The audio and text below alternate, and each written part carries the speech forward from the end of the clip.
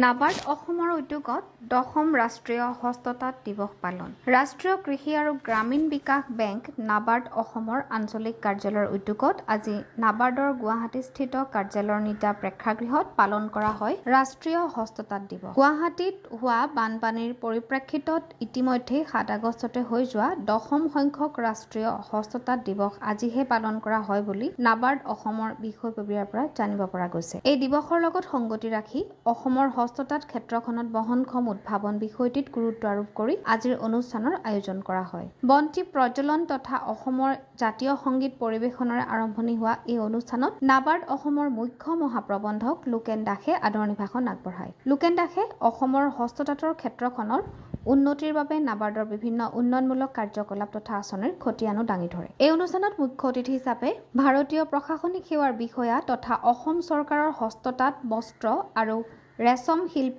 বিভাগৰ সচিব দিলীপ কুমাৰ বৰা উপস্থিত থাকি অসমৰ পৰম্পৰাগত হস্ততাঁত মুগা আৰু ৰেচম শিল্প ৰপ্তানিৰ ক্ষেত্ৰখন ফেশ্বন তথা স্বনিৰ্ভৰ নাৰী আঁচনিৰ বিষয়ে বক্তব্য আগবঢ়ায়। অনুষ্ঠানটিত বিশিষ্ট অতিথি হিচাপে নেটফ্ৰিৰ অধ্যক্ষ তথা পৰিচালন সঞ্চালক PVSLN মূৰ্তি, অসম টেক্সটাইল ইনষ্টিটিউটৰ অধ্যক্ষ অশোক কুমাৰ দাস, অসম চৰকাৰৰ হস্ততাঁত আৰু বস্ত্ৰ সঞ্চালকালয়ৰ অতিৰিক্ত সঞ্চালক ৰঞ্জিত কুমাৰ ডেকা, ভাৰতীয় লঘু উদ্যোগ বিকাশ বেংকৰ মহাপ্ৰবন্ধক ভানু প্ৰকাশ বাৰ্মা উপস্থিত থাকি ভাষণ প্ৰদান কৰাৰ লগতে নাবাৰ্ড অসমৰ আঞ্চলিক কাৰ্যালয়ৰ মহাপ্ৰবন্ধক নবীন কুমাৰ ৰয়ে অসমৰ হস্ততাঁতৰ ক্ষেত্ৰখনত প্ৰত্যাহ্বান আৰু সম্ভাৱনা বিষয়ক ভাষণ প্ৰদান কৰে। অসম টেক্সটাইল ইনষ্টিটিউটৰ অধ্যক্ষ অশোক কুমাৰ দাসে নিজৰ বক্তব্যত কলগছৰ আৰু ৰেমিগছৰ পৰা প্ৰস্তুত কৰিব পৰা পৰিৱেশ অনুকূল আঁহৰ কথা উল্লেখ কৰে। উল্লেখ্য যে নাবাৰ্ডৰ উদ্যোগত পূৰ্বৰে পৰা হস্ততাঁতৰ ক্ষেত্ৰখনত বহু উন্নয়নমূলক কাম কৰি অহা হৈছে। দৰ্শনা বৰুৱাৰ ৰিপৰ্ট, অমৃত নিউজ 24x7।